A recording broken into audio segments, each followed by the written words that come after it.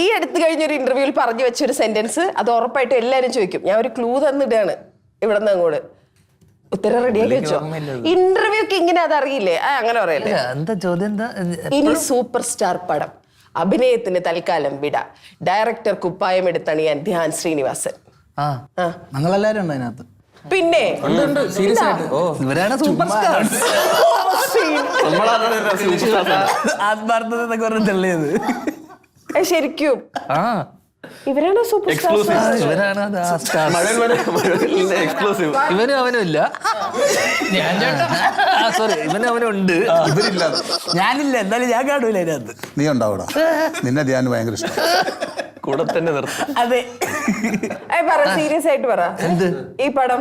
ഞാൻ ചുമ്മാ അല്ലല്ലോ, പറ സീരിയസ് ആയിട്ട് പറ. എന്ത് പടത്തിനെ കുറിച്ച് പറയാന്ന്.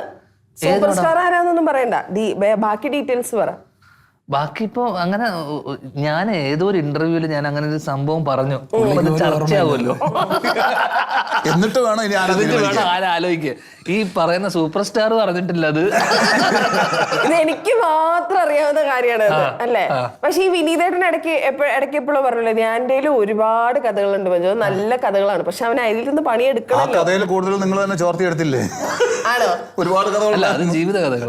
അത് ജീവിതകഥ, ജീവിതകഥ, നമ്മുടെ ജീവിതകഥ. അല്ല, ഇങ്ങനെ ഒരു സംഭവം ആലോചിച്ചിട്ട് കുറച്ചായി. സൂപ്പർ സ്റ്റാർ എന്നോട് വരാനും പറഞ്ഞു. പക്ഷെ അന്ന് എനിക്ക് ഷൂട്ടിംഗ് ഉള്ളതുകൊണ്ട് പോകാൻ പറ്റിയില്ല. എന്നാ ഷൂട്ടിംഗ് ഇല്ലാത്ത അതാ. പിന്നെ ഈ സൂപ്പർ സ്റ്റാർ എന്നെ വീണ്ടും നിരന്തരമായി പുള്ളി എന്നെ ഇങ്ങോട്ട് വിളിച്ചു. പിന്നെ എനിക്ക് പുള്ളിനെ വിളി കേട്ടിട്ട് എനിക്കൊരു ശല്യമായി തുടങ്ങി. ഇല്ല, അല്ല അങ്ങനെയല്ല. പിന്നെ അദ്ദേഹത്തിനെ കാണാനുള്ള ഒരു സമയം കിട്ടിയില്ല, എനിക്ക് കിട്ടിയില്ല. അപ്പൊ പുള്ളിക്ക് പടമില്ല, പുള്ളി സൂപ്പർ സ്റ്റാറിന് പടമില്ല, ധ്യാൻ ചേട്ടന് പടമുണ്ട്.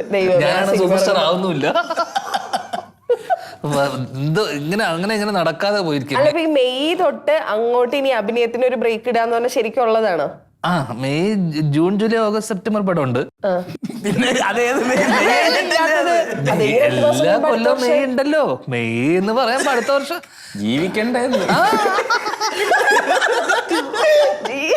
അക്കൗണ്ട് ബാലൻസ് നോക്കും ഓരോ മാസം കഴിയുമ്പോ.